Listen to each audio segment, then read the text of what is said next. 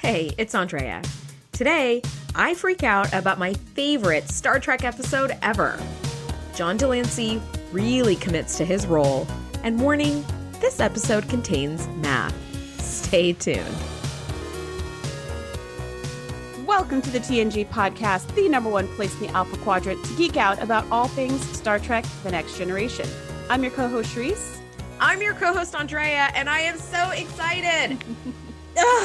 This is really exciting and also maybe a little sad because I feel like this is going to be the pinnacle of episodes for you. And it's only downhill from here, which is a shame because there are so many great episodes to come, like so many good ones. There's another Q episode that is maybe tied for my favorite Q episode with this one. Okay, I agree with you on all of these things. I'm very happy and also very sad because this is my favorite episode ever. But also, just looking at the lineup of season 3 alone is like, there's just so many good episodes. So yes. I really can't be bummed. Guys, today we're talking season 3, episode 13, Deja Q, written by Richard Dennis and directed by Les Landau. This is my favorite fucking Star Trek TNG episode of all time.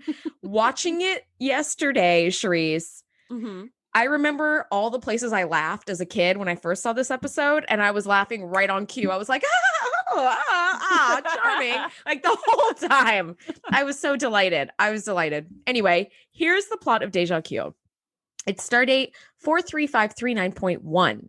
The Enterprise is called to Brel 4 to help them with their moon that is falling out of orbit and threatening the planet. Much to Captain Picard's displeasure, Q appears in the middle of the attempt to avert the catastrophe, claiming to have been ejected from the Q continuum and stripped of his powers.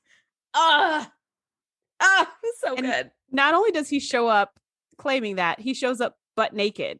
Claiming that, which I mean, I guess stripped of power, they really took it literally. I don't know what was going on with that. Yeah. That was my only naked? I had 3 question marks after that. I was like, what? Why is But I guess he always like magics his outfits, right? And they took that power from him. So I guess. Yeah. Well, before we really jump into that, do you have any initial thoughts on this episode, Shereese? Yeah, my overall thought on this episode was I think this is one of the best Q episodes in all of TNG, if not the best. And like I said a few seconds ago, there's another Q episode that I really, really like. So which one is it? It's the one with the Q who wants to die. The Q who wants to die? Yeah, is that TNG or is that Voyager? Maybe it's Voyager. That's Voyager. Okay, okay. So that's my other. That's my other favorite Q episode of all time. There's a Q who wants to die, which would like destroy the continuum. And so Q tries to talk the other Q out of suicide. And it's like, it's such a good episode. Oh wow. I'm going to have to watch that. Yeah. We got to do a bonus episode on that episode because that's like tied with this one as my favorite Q episode of ever. So that being cleared up, this is my favorite TNG Q episode. Well, I will say there is another, I think it's season 5. It's called True Q. And it's about that really adorable little blonde girl who's who's there to be like an intern, and turns out she's a Q, and Q's trying to like take her back to the continuum and she's not having it. That one's also a really, really fun one too. But this one is my favorite. My initial thought was just, it is a delight from start to finish. Just all of it. The writing, Star Trek doesn't do comedy often. And if they do, they don't do it well usually. And this is like a complete 180. It's charming. It's lovely. There's very funny puns.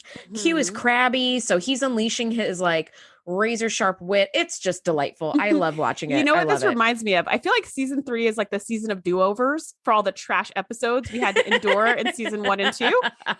This is the do-over for that really stupid episode when they had that comedian on the holodeck trying to teach Data comedy. And it was just like, it was just so unfunny. It was painful. Yes. This is like the do-over for that because this is funny. Like everything Q says, you're like, ha ha.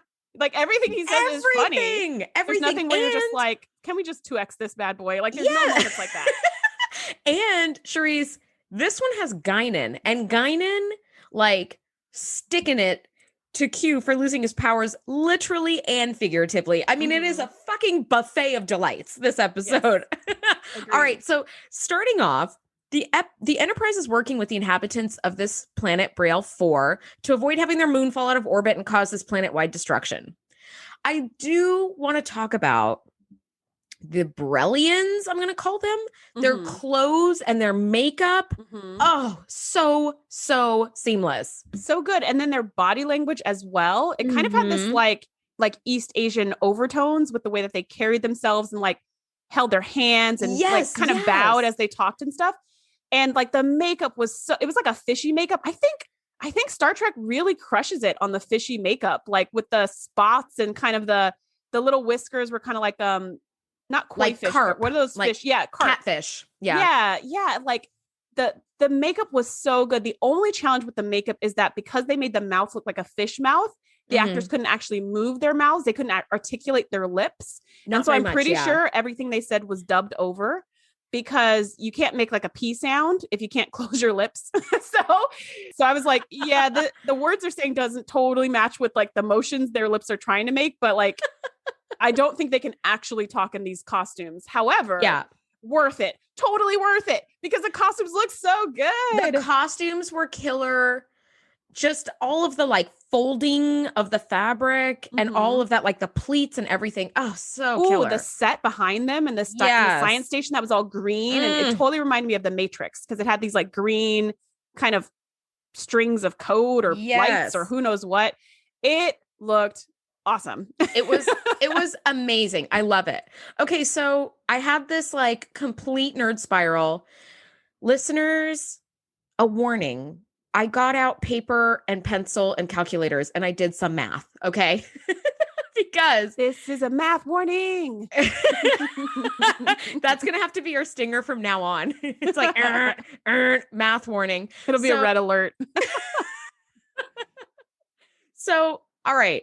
Geordi is talking to Picard and also on comms, I guess, with the people on Braille 4 at the same time. Sure. And they're kind of talking about ways that they could try to keep this moon from falling out of orbit, crashing into the planet, and like basically just like destroying the whole planet and killing everybody in there. And Geordi's talking about how they have to adjust the delta V of the planet. And I was like, oh, he's talking delta V, which for those who maybe haven't taken a ton of physics, delta V is a change in velocity. And he said that they'd have to apply a delta V of 4 kilometers per second to change the trajectory of the moon. 4 kilometers per second is roughly 8,900 miles per hour. So that's a thing. And he said that this would be taxing the impulse engines by over 47%. He's like, would be overreaching by over 47%. So I did the math on that, which means that if 8,900 miles per hour is 47% above what the impulse engines could really do, that means the full impulse, like speed, equals roughly 6,500 miles per hour. Hey, now we know the answer to that. Yeah, you guys, fucking math, okay? and that journal that I got you with the captain's log, it also has a conversion for warp, right? Like whatever the heck it does. Warp speed is for each of the numbers. Yes, That's okay. fun. So Shereese and I are friends beyond this podcast. This is how we became podcast hosts, because we've been friends for a billion years. So we have been sending each other every now and again, just like, hey, thanks for being a kick-ass co-host, like little gifts to each other. And she sent me a captain's log, like journal, and it has a space for a star date and everything. And it's got supplemental log space, which I was like, oh. And then on the back, you know how sometimes like little notebooks might have like kitchen conversions, like a pinch is roughly this many, you know, like 1/8 of a teaspoon or whatever. It had like warp conversions as well, which was so rad. I love it so much. So cool. It also had quotes from every captain, like one quote from every captain. And one of the quote from Picard, we had like literally just done that episode. Like this when week. Andrea got the log and it was like, hey, we know that quote. Yeah, that was so fun. Anyways, it was super cool. Thanks for the math alert. Yeah, that's my nerd spiral. Now we know how fast impulse is, which we did not know before. And I'm sure it changes as the episodes change and the seasons change. Yes. Like they mix up whatever that is. Well, in this episode, full impulse equals roughly 6,500 miles per hour, which when I told my husband, I was like, that's amazing. He was like, that's a lot slower than I thought. And I was like, well, what do you mean? And he pointed out that from where we are now in California to New York is roughly 3,000 miles. So it takes about a half hour to like cross all of the United States, which you're right, is slower than I thought. But hey, 6,500 miles per hour sounds fucking fast. So I was like, I'm just going to choose to ignore that last little tidbit. And I'm just going to go right to like the ooh and ah. Yeah. Here's the thing about them having to move this moon that I thought was really fascinating. So we have no cause for why this moon is suddenly falling out of orbit. There's no reason. There's no explanation. And suddenly it's just falling out of orbit and it's going to crash. And when they talk about where it's going to crash and the kind of the square footage of area that it's going to affect, the Braillians are just kind of like, that's insignificant. Like that amount of land doesn't matter at all. But they said what does matter is with that moon crashing, we're going to have crazy tidal waves and earthquakes and tsunamis. And like the ground is going to be shaken from underneath us. Everything's going to crumble. And the like dinosaur dust cloud that like blocks out the sun. Yeah. Yeah. And the sun's going to be blocked off, which is going to reduce the temperature on the planet, which is going to create another ice age. And I was like, oh yeah, this is really bad. Like at first when they were just like, really bad. Yeah. When they were like, when it crashes there, we don't even care. That's going to barely put a little dent in, the desert. We don't care. And I was like, that's interesting. Cause I feel like things crashing is always a bad thing. And then when they said all the other stuff, I was like, oh, that's why it's a bad thing. Shereese, there are implications. Implications are what, I was like, uh-oh. Yeah. Yeah. And then they're and then Picard's kind of talking to Geordi, like, what can we do? And Geordi's like, well, we can do XYZ, the stuff that you just said, science. We can science it. We can Delta V this bad boy. Yeah. And then he says, but that would be, and Picard's like, can we just use like a tractor beam, whatever? And he's like, yeah, but that would be like an ant trying to push a tricycle. Like there's a slim chance. And I was like, question. Since when is an ant pushing a tricycle any chance at all? Yeah. Like that's like Number not two, a slim chance. That's do you all even have tricycles anymore? I don't. Ants. Yeah. These are the things we want to know. Do either of these items exist on the Enterprise? Yeah. Whatever. That's a great analogy for, if those things exist on Earth, sure. But I was like, that seems like no chance at all. That wasn't like, a 5-year-old pushing a tricycle. It was like an ant. I was like, that's like trying to fill the Grand Canyon with a grape. There's no chance. There's no chance. It's not a there's no chance. But Shereese, it's a slim chance. So you're saying there's a chance. I'm saying there's no, Captain. What I'm saying is there's none. There's none. There's no chance, Captain. He's like, great, get on those plans. I was right? Like, he's like, did I mention that it's an ant pushing a tricycle up a hill and the tricycle is slowly squashing the ant as it rolls backwards? It's not really working. Which again would not be that slow. It would just smash it. And we'd be like, that we really never stood a chance on that one. Who had the bright idea of putting this ant behind a tricycle? Anyway, we are spending way too much time on this analogy.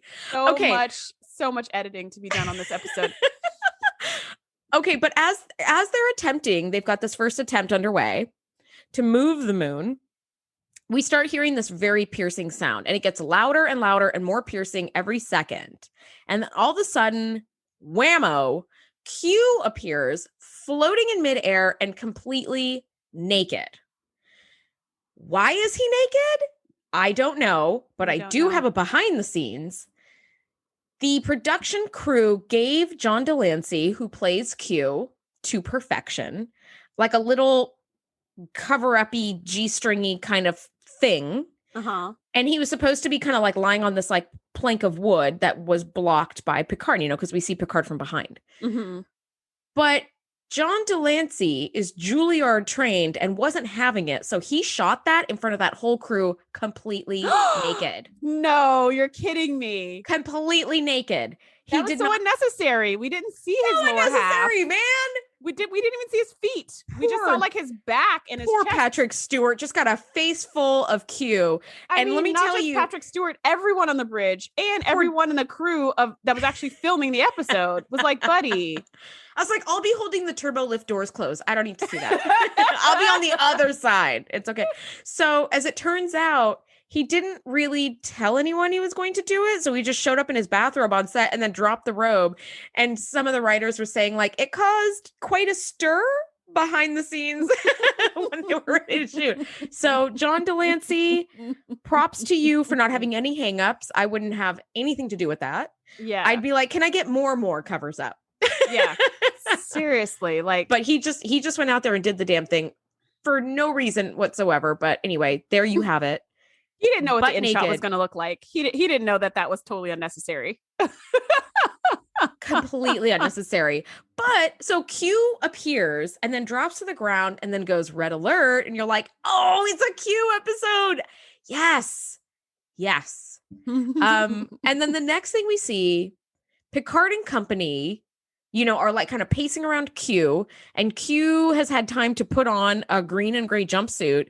And he goes, these aren't my colors, which I thought was so petulant. It's so lovely. With the biggest pout you've ever seen. And he's just so upset that they didn't give him the captain's uniform.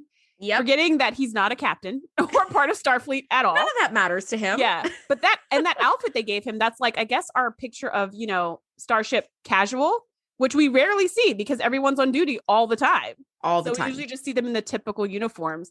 And I thought this outfit was really cool. Like, we should see this more often on the show.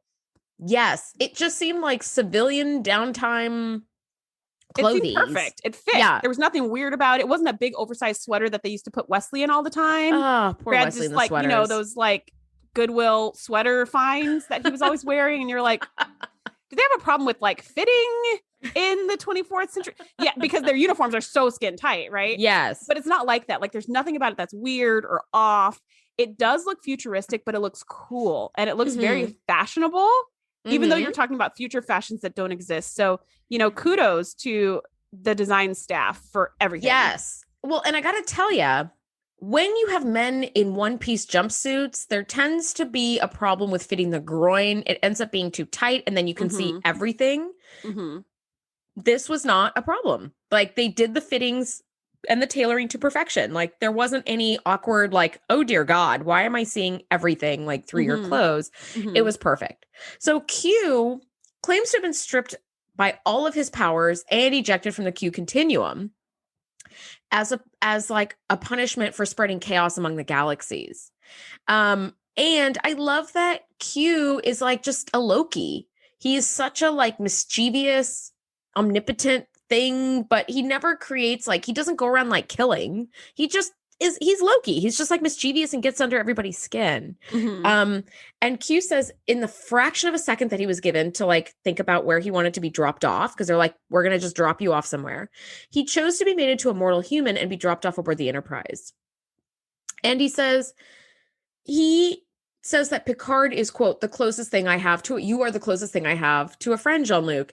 And Shereese, the famous Picard facepalm is this episode. I didn't know it was this episode. I was like, this is a win. I didn't either. And also the like mariachi band at the end, that famous like GIF and meme was this episode as well. I was like, man, this episode's just like, it's got some staying power. It's the gift that keeps on giving. I tell ya. I was like, it's my favorite episode, and Q and the facepalm and the mariachi band. Like, there's nothing bad to say about this episode. And then Q says, like, he's trying to convince them that he's no longer a Q. And he goes, what must I do to convince you people? And Worf says, die. And I was like, that's hilarious because it's true, right? That's like the only thing you could do that could convince them. But I don't know if that works for you, right? And then Q's just like, oh, very funny. Eat any nice books lately? And you're just like, he's such a little snot, right? Even when somebody gets him in a good one, he still has a good comeback for that. Yeah. Eat any good books lately? I do love that. I love it. And at one point, Q, they're like, listen, Q, this moon degrading orbit thing came out of nowhere. This must be you. And he's like, I don't know what you're talking about. I've got bigger fish to fry than this fucking moon problem. Like, I don't have any powers. I'm mortal. And Picard says, hey, Worf, throw him in the brig then. And I was like, wonderful. Wonderful. And then here we have this Q and Worf back and forth, which was so great. And I did, because if we remember, Q and Worf had some beef back in season 1. Now that I'm thinking about it, Q and Worf and Q and Tasha Yar, because Worf and Yar were kind of like interchangeable. The same, yeah. And like he had beef with them, and he kept like just messing with the two of them specifically. So now it's like a chance for him to be like, just kidding with all that stuff I said and did before. We're friends. Yeah. It's like, I don't think Worf's falling for this. Worf is super not falling for it. And in the turbo lift, Q starts to describe the pitfalls that will face him as a mortal human. And I found the script and I like looked at it and I was like, God, just looking at the script alone, John Delancey is just incredible in this performance as Q, like realizing, like he says, I'd be forced to cover myself with fabric because of some outdated human morality, to say nothing of being too hot or too cold, growing feeble with age, losing my hair, catching a disease, being ticklish, sneezing, having an itch, a pimple, bad breath, having to bathe. Like he's realizing all of these things and his face is just contorting in this like, oh, and I thought, what incredible acting by John Delancey. It is so good. And this is just some peak comedy writing when Worf says, be quiet or disappear back where you came from. And Q says, I can't disappear any more than you could win a beauty contest, which is just so delightful. I'm like a 10-year-old all over again.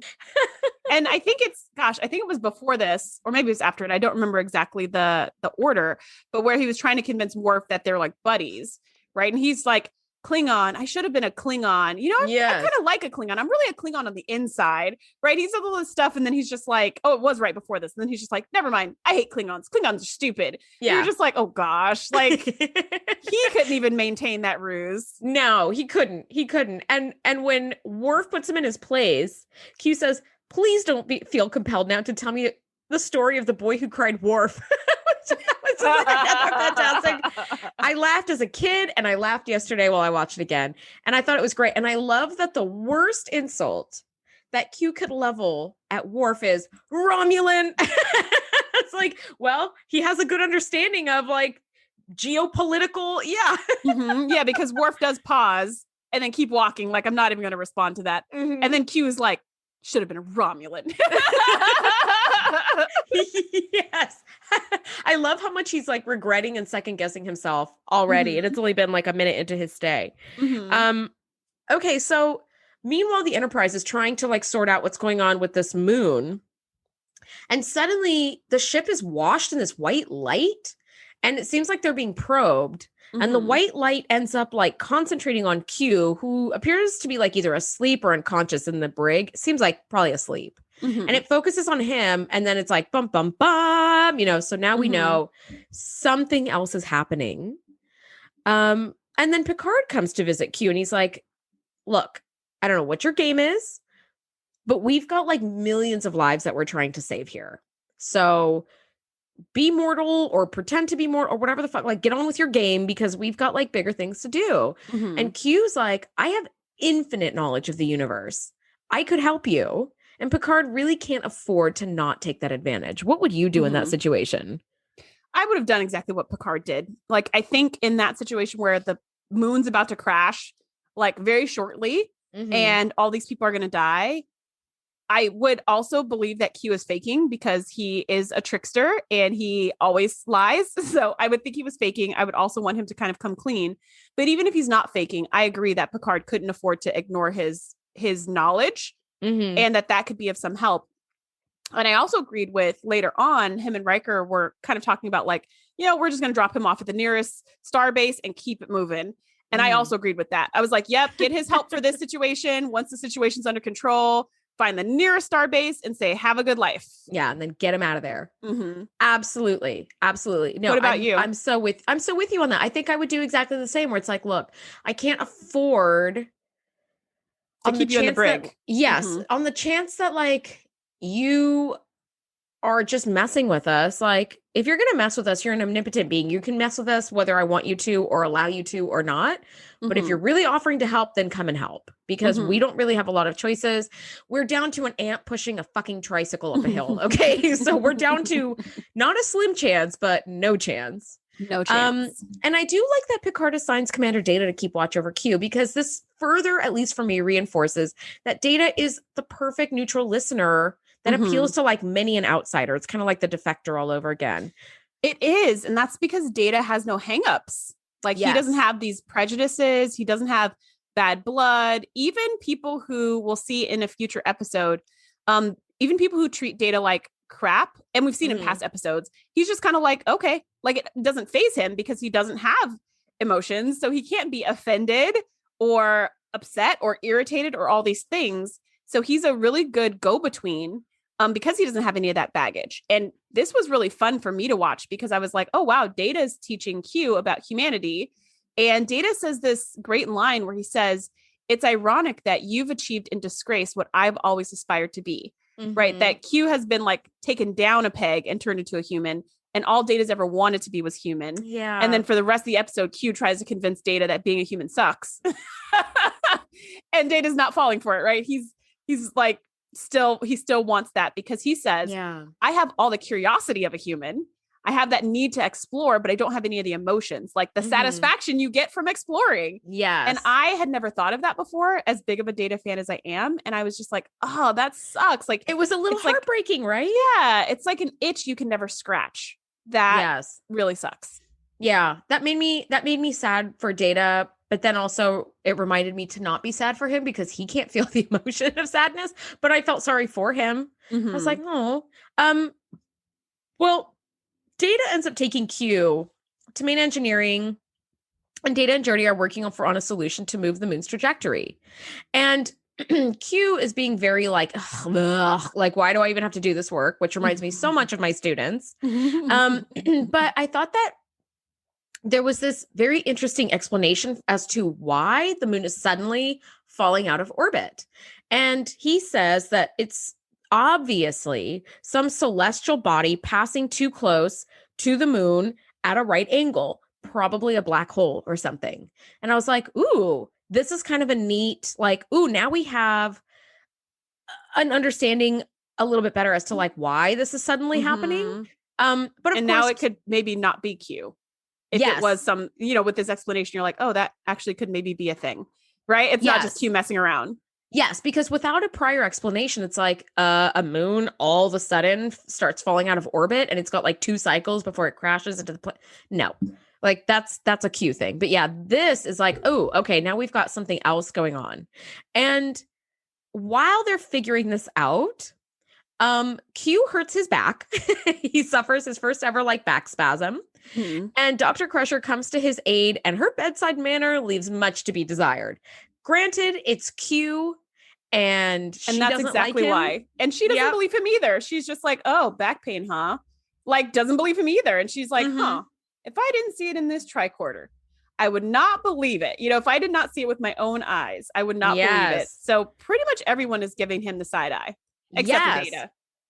And actually, except for Geordi too, because Geordi's like doesn't have the bandwidth to I don't have time to be dealing with you being here, whatever. I've got bigger things to worry about. But I do think it's funny that there apparently is at least one medical treatment that hurts, because it doesn't seem like a needle, but Dr. Crusher's like with this thing. She's like massaging him. She's like massaging out the knots. And I was like, no hypospray?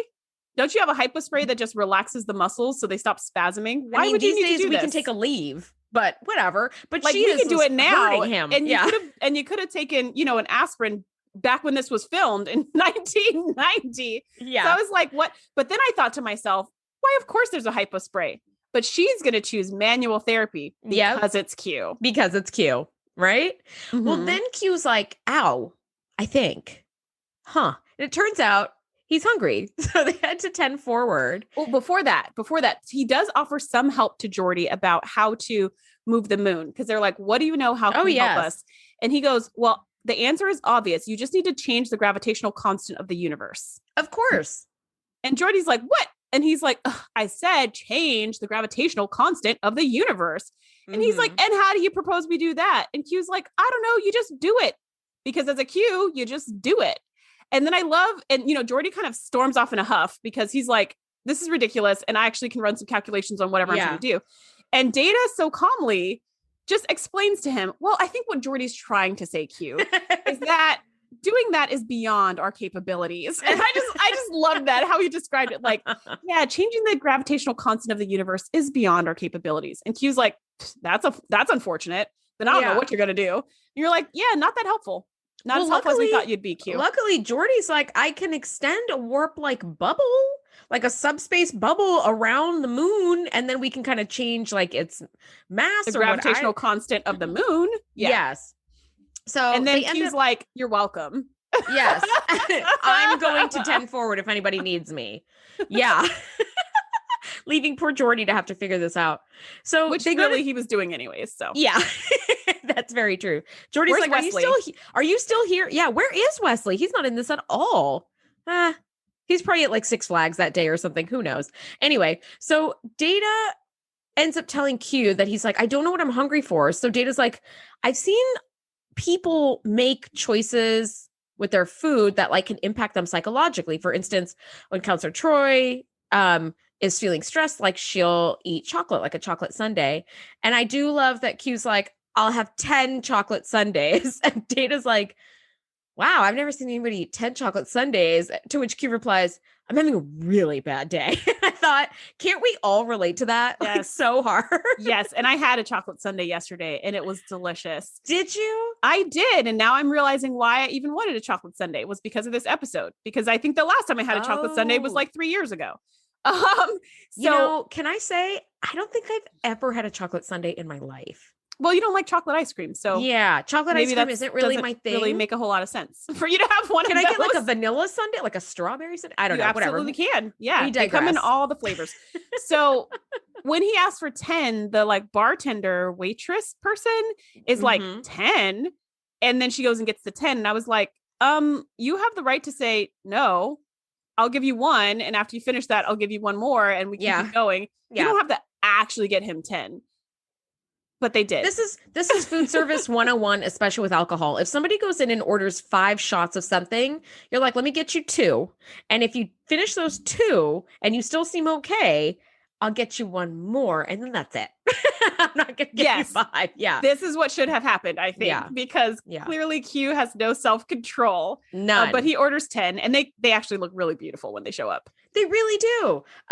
But then Shereese, our queen, Guinan, comes in and is like, oh, I've heard you've been drummed out of the continuum. Like, she is just living for this moment. Like, she doesn't need the tiger claw thing, you know, that she did against Q like a number of episodes back. Like, she was like, ooh. Yeah. And Q sees her coming from a distance and he's like, I have not been looking forward to this moment, because he knew when he decided to make the Enterprise his home that he was going to run into Guinan. And so now he kind of has to eat all of his words that he's ever said to her over the past hundreds of years. And she's like, oh yeah. And it was a delight to watch. All of it. It was. And Data kind of informs her, like, Q claims to be mortal, but we're still not sure. Patent pending kind of thing. Like, we still have to see.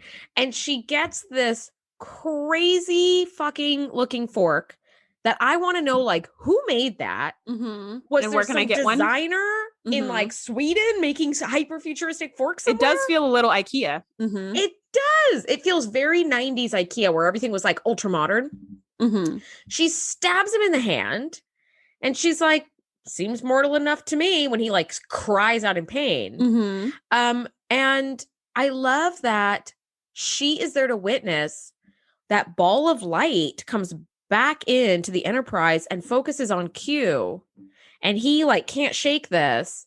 And eventually, you know, Geordi identifies that he's able to like modulate the shield harmonics to block this like tachyon field of like light. And Guinan is like, the Calamarain, like, they're coming for you, Q. And as soon as he falls over, you know, like, Geordi has saved the day with the modulating shields and basically blocked the Calamarain. Q falls over and he's like, help me. And I love that Guinan is there to have her just desserts, where she's like, how the mighty have fallen. It's like, you knew she went right from there to her little office and wrote all this down in her diary and made like a log immediately, because she wanted to relive the shit out of this. Yeah. Wouldn't you? After the Q have been tormenting your people for eons? Yeah. And the Q and this Q specifically was responsible for all of her family members being destroyed by the Borg. So it's like, oh, Jesus, I forgot. There's no love lost between them. Yeah. So she's kind of like, she walks up, and the way that the camera angle is the camera's down on the floor with Q and it's looking up, and you see Guinan looking down on him, just like, no sympathy, couldn't care less. And then you see Data, who's all worried. Even though he has no emotions, he's like, uh-oh. Doing the head nods. Yeah. He's like, uh-oh, he was covered in light and then he fell down. This probably isn't good. What I loved about the Calamarain. He was covered in light and then he fell down. I mean, that's what he saw, right? He saw him like covered in light and now he's on the ground and he's going to help. You're like, okay. What I love about the Calamarain, this is one of the things you and I talk about quite a bit on this show, is the fact that extraterrestrial life, if it does exist, will not look like a humanoid. Yeah. But oftentimes in movies and TV, it looks like that because we have to use human actors. So they've got to have two arms, two legs, two eyes, because that we have to put a human person in that costume, or else we have to use CGI or some other kind of techniques to create some non-human looking creature. And then that oftentimes is an epic fail and turns out really bad. And then we just go back to a human creature. But I have to say they crushed it with this like Aurora Borealis type swirling cloud of light. I was like, that is a dope idea for an extraterrestrial, just like a ball of light. Yes, I absolutely loved it. I thought the Calamarain were really, really beautiful. And it did have this like absolutely beautiful, like swirly light. I did look up how they actually made the Calamarain. It was created using like some sophisticated laser rig that they had to like rent just for like one day. For production. But I thought that was kind of neat. That's like, oh, you guys had to like, you couldn't just put some like glitter in like a jar of water and swirl it around. Like this was actually like way, way more sophisticated than that. So I thought that was kind of cool. And they said it was the Calamarain are made of swirls of ionized gas. Mm-hmm. What? How effing cool is that? It's just cool. How cool is that? I know. I love that. So now though, by this part of the episode, we and the Enterprise crew are starting to piece together that Q purposely chose the Enterprise as his home to protect him, knowing that other life forms were going to come after him as soon as he became mortal. He has like the Calamarain, like Guinan, like so many other creatures and organisms, like all of them. The second the word came out that Q was mortal and vulnerable, he was not safe anymore. And so he specifically chose the Enterprise to protect him, which I was like, damn, that was really calculating. And of course it was, because you're Q, you know. But he wasn't wrong, because of course, Picard, and he said that he was like, you humans are weak. You always take care of people who are in distress. That's why I knew you would. Yeah. And you're just like, ooh, they hit you where it hurts, Picard. What are you going to do? Are you going to be like, anyone asking? He was right. I mean, they just did that in The Defector, right? A Romulan asked for asylum and they're like, okay, like pretty much anyone could ask for asylum. And they're like, all right, because that's like the rule next to the Prime Directive. The other rule that they actually don't break all the time is when anyone asks for asylum, they always say yes. Yeah. So I was like, ooh, are they going to say it this time? Because I feel like this should be an exception to that rule. Yeah. Yeah. And they said it later on when they were talking to him in the observation lounge. They were like, we cannot spend the rest of our lives defending you against every creature in the galaxy. And Riker's like, I didn't sign up for that mission. That was such a good point. Such a good point. And Picard is like, you're right. Yeah. None of us signed up for this, like for Q babysitting duty. Like there's no way. So as soon as this mission is over, we'll drop you off and we'll be on our way. And good luck to you, buddy. With a little thumbs up as we float away. Yeah. So that was very calculating of Q to put himself there. But he can be of some service because the Enterprise keeps trying to solve this like Braille moon issue. And this was my one bone to pick with this episode. Geordi says we can try again in the next moon cycle when the moon reaches its perigee. For those who are not super familiar, perigee is the point in the orbit of the moon at which it is closest to the planet. So an orbit, moons rarely, if ever, orbit in a perfectly circular pattern, right? It's more of an oval. So sometimes you're closer, sometimes you're farther. So when the moon is closest to the planet, that's perigee. When it's farthest away, that's apogee. So we know that, okay, they're going to try again when the moon reaches its perigee. The bone I have to pick is at the end of this episode, they show a little diagram of the moon and it's in a perfectly circular orbit around the planet Braille 4. And I was like, you lied to us. You said there was perigee and there is none. Well, but they did say that Q restored the moon to its original orbit or something like that.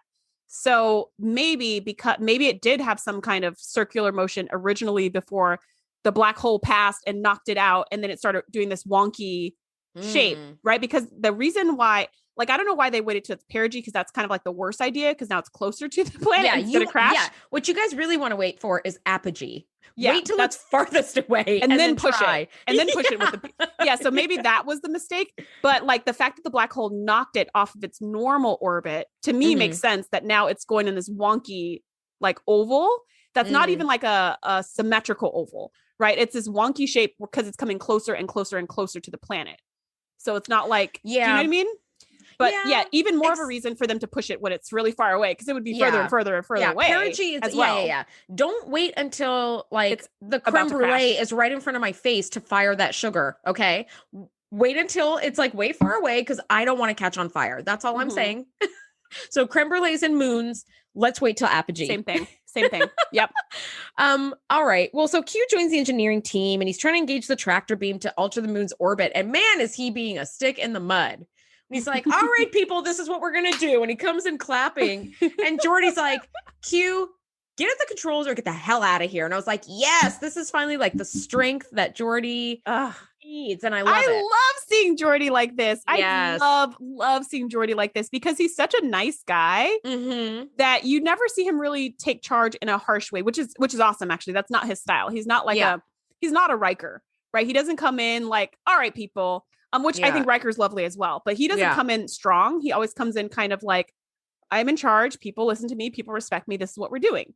But here, Q is coming in like, all right, I'm the boss. And Geordi's not having any of that. And I love how he puts him in his place. And then, you know, Q is like, how dare he? And turns to Data like, who does he think he is?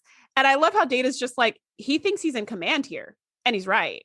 And Q's like, oh. I was just like, I love that. Data was the perfect. Data was the perfect person to tell that to Q, because he said it with no malice or spite or attitude, because he doesn't have any of those things.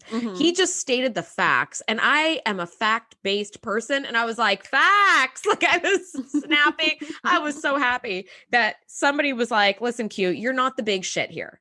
Geordi's the big shit, and you're going to listen to Geordi, or you could leave. And that was wonderful. So, and later on, he's like doing something really annoying, talking to Geordi about something. And Geordi just like looks at him and then just goes, Data, and walks away. Yeah. And Data's like, Q, I would highly suggest that you change your attitude. Yes. I strongly suggest you comply, or something like that. And it was like, because like, you're out of here otherwise. And you're back in the brig. Like, I love how Geordi was just like, Data, handle my lightweight. I'm not even talking to him right now.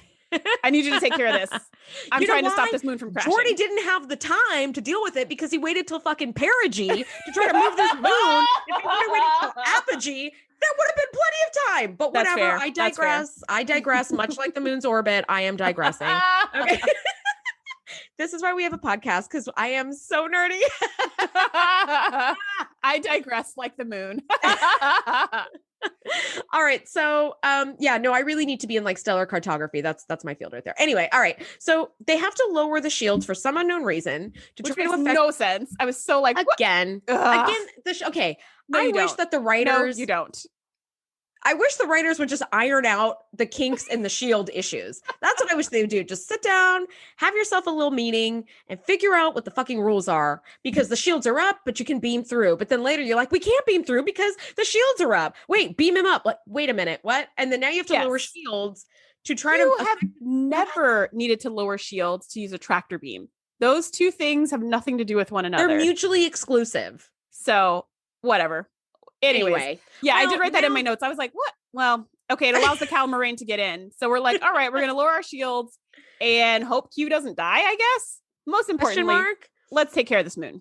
Yeah, really. So Q is now being attacked by the Calamarain, because they wait for their moment to strike, and they do.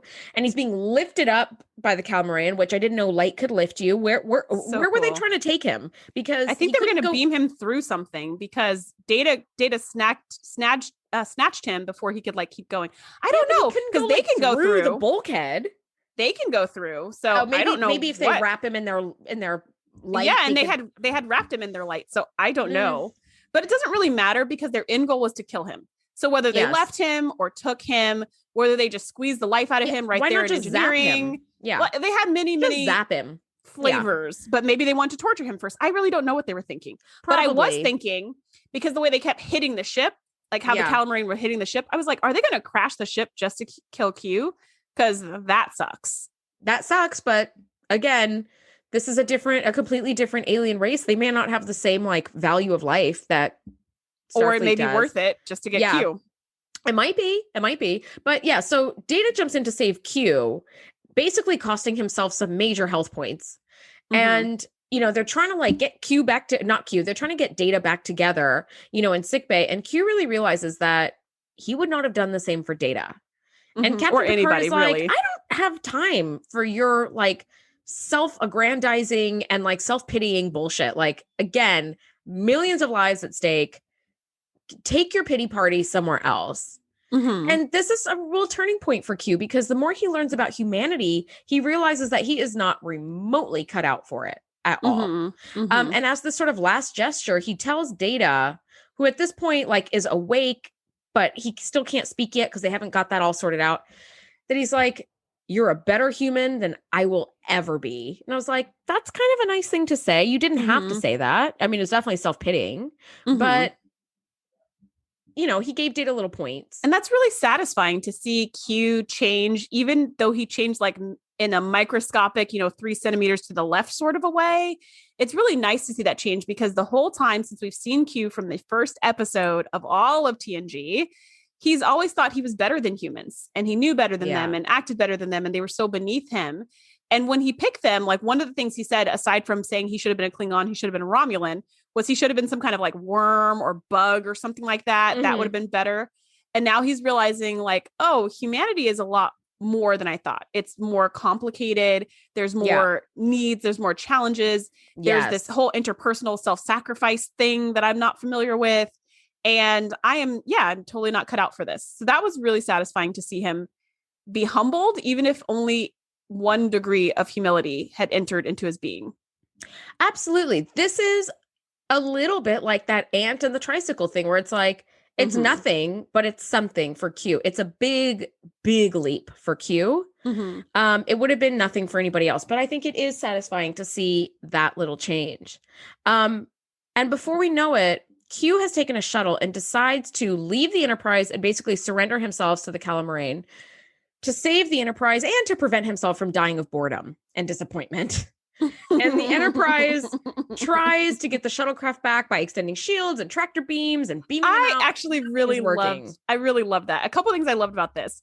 When Picard like hailed the shuttle, I loved the background set that Q was in front of. And I was like, again, we've come so far from season 1 of just having a big white screen and a super close up somebody's nose. Here we're seeing like a 3D set with like buttons and panels and like space behind them. I thought that was beautiful. And nary a Christmas light to be seen, because remember when Jake stole the effing shuttle and tried to like escape to join the space circus, it was just like string lights behind him. And I was like, man, you all were working on a shoestring this week, weren't you? Like, those Christmas lights cost like $1.99. Yes, they did. That is hilarious. No, it looked great. And then I love how, you know, they're trying to extend their shields, and Andrea's cracking up right now. I'm still.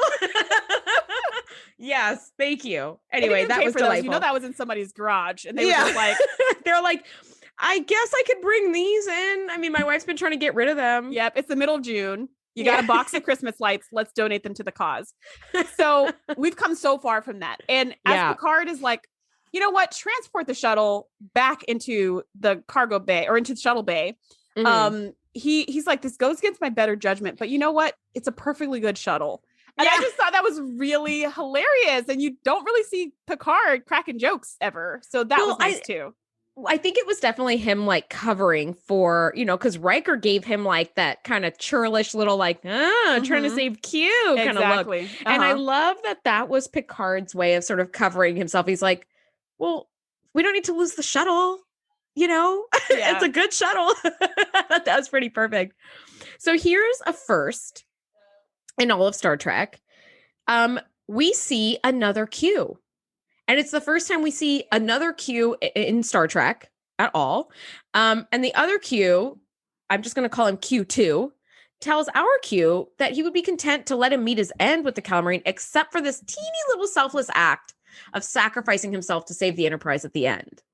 And Q2 is like, look, I can't go back to the continuum and tell them you committed this selfless act just before the end. If I do, there's going to be questions and explanations for centuries. And I thought that Q, that actor who played Q2, did a fantastic job. Like yet another just sort of like cavalier, like, I guess, because the Q can't be bothered with like mundane little trivialities. This is so beneath them. And here he is having to deal with this. And he's just like so annoyed. And I thought that was so well played. It was delightful. And at one point, he kind of throws up his hands and he's like, all right, you got your powers back. And that was kind of that. And I thought, I love that it's not this whole like, swing, swing, swing, like light thing where he's just like, you got your powers back. And it's just as simple as that. It's really smart on their part, right? Because it's not like Star Wars where you have to see the Force. And now you've got to go in and add the CGI and the color and the light and all of that. Yep. You just simply say, your powers are back. And they're just like, oh, yay, my powers are back. Yes. And we all believe it. We didn't need to see anything. No proof. Yeah, absolutely. And we believe it because they're so omnipotent. Like they don't even need to do like a fucking laser light show. Yeah, they don't need it. And I love that Q snaps himself into a captain's uniform because that's where he believes he fits and immediately snaps the calamarian into his hand. And he's like, if you think I tormented you before, just wait until you see what I can do to you now. And I love that Q2 pops his head back through the bulkhead of the shuttle and he's like, still watching you, Q. And he's like, just checking. And then like blows them away on his hand. I thought that was delightful. And then we saw he didn't really learn his lesson at all. Not even remotely. And if he had learned his lesson, would it really have been Q? But then we get my favorite scene of all time for TNG, where Q appears on the bridge in full mariachi regalia playing La Paloma, which is a very famous song. And turns out that Delancey had the hardest time with the scene. He had to do multiple retakes because apparently it's very difficult to fake playing a trumpet and try to like, I guess they had someone playing the trumpet, behind the scenes. And then he was trying to just like kind of match the movements or whatever. But I guess he had to do like a million takes because it was really, really hard to do. So you never would have known because he brought so much energy to the scene. He snaps some cigars into Picard's and Riker's mouth. And everybody else's hand on the bridge has a cigar. He gives Riker some fantasy women, and then Riker's like, I don't want your fantasy women. And so then he gives them to Worf, and Worf is like, like, I'm not having it. and Picard's like, Q, for goodness sake, Q. At once. Yeah. Stop. And Q's like, fine. He's like, but I'm celebrating. I'm a Q again. Whee! Yeah. Meanwhile, the people on Brel 4 are like, Enterprise, come in. Red alert. Yeah. We're still worried about this moon. It's like really, we can see it now from our windows. So it's really close. Hello. Is anybody there? Why do I hear my I'm sorry. Your call will be sent to voicemail. Totally. So Q is finally like, fine, I'll go. And before he leaves, he wishes to repay a debt to Data for saving him and for keeping him company. And Data's like, Q, if your intention is to turn me into a human, don't. And Q's like, no. I would never put anything that horrible on you. Think of it as like maybe a going away present. And then it is the most contagious laughter. Data is like clutching his chest and laughing hysterically. And I remember crying tears of laughter as a kid watching that for the first time because laughter for me is super contagious. And even last night, I was laughing hysterically watching Data laugh hysterically. It was wonderful. It was just so lighthearted. And then the perfect ending that we needed, the Brellians hail the Enterprise and they're like, you've done it. Thank you. And then, they show that the moon is like back in its orbit and back in circular orbit, which really bothered me because again, the perigee apogee thing shouldn't be a perfect circle. All orbits are like elliptical, but whatever. But everything ends with Shereese is like, let it go, Andrea. It's true. No, don't let it go. It's true. Because they clearly had some consultants on the show and they forgot to ask them that part. Yeah. Because they probably thought, well, yeah, doesn't everything go around in a circle? Nope. They didn't know that. No, it doesn't actually. It doesn't. Anyway, appears that Q, as his thank you to Picard, straightened out the moon, and it's everything is all is well that ends well. Mm-hmm. And I just thought that was the perfect ending to this like hilarious, lighthearted, fun, delightful episode. And it was a fun episode and lighthearted, even though it was a really serious episode as well, because this whole planet's going to be destroyed by this crashing moon. Yeah. And then Q is going to get the ship destroyed by the Calamarain. Like there's all these really serious things, but it's done in a really lighthearted way where you don't feel stressed at any point in the episode. You're just kind of like feel delight and wonder, which is kind of fun. And then at the very end, Picard does some kind of moral of the story thing where he's like, well, hopefully Q has finally learned his lesson. And then Q appears in the smoke on the cigar and he's like, don't count on it, haha, or whatever, and like, disappears. And you're like, oh, Q. Yeah. It's kind of like the freeze frame, like the 80s freeze frame where everybody's like, and then all of a sudden credits start running. It was lovely. I did love that little bit of Q showing up in the cigar when Picard says engage and he does the two fingers and a cigar shows up in his fingers.